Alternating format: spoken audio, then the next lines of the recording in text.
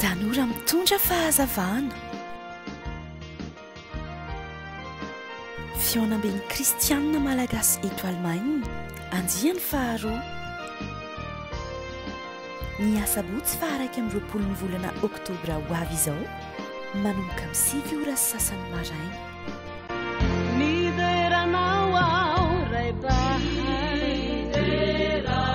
Izy sakafo amin'ny vidiny 15 €. Vavaka, fiderana, fampianarana, lalao sy ny sisa.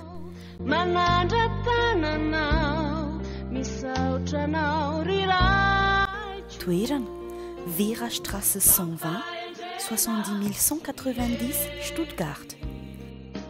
Fiderana lehibe miaraka amin'ny YFC Stuttgart sy Hosanam-Bojatovo fitiavana Eropa.